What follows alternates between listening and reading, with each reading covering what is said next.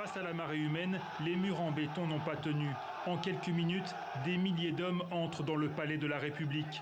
Aucun responsable politique à l'intérieur, le bâtiment ne sert que pour les grandes occasions.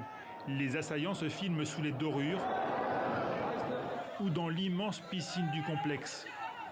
Dans la zone verte, le centre-ville soi-disant ultra sécurisé, c'est la panique.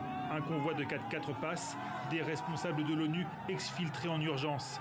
Les Américains, eux aussi, évacuent leur ambassade par hélicoptère.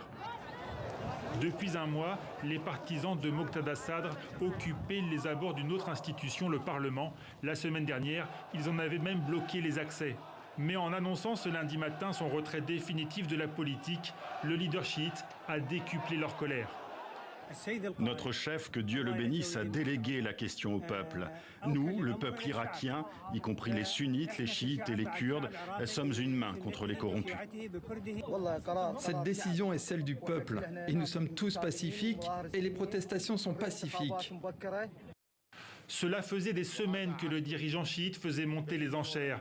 Dans un pays sans gouvernement depuis 10 mois, depuis les élections législatives remportées par son mouvement, Moqtada Sadr demandait la dissolution du Parlement et de nouvelles élections.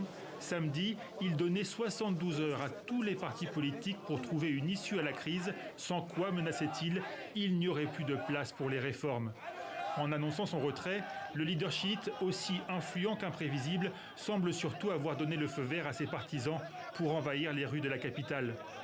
Aux abords du palais de la République, les forces de l'ordre ont tenté de les repousser à coups de gaz lacrymogène. Des tirs à balles réelles ont aussi été entendus. Il y aurait plusieurs morts. Un couvre-feu a été décrété sur tout le territoire irakien.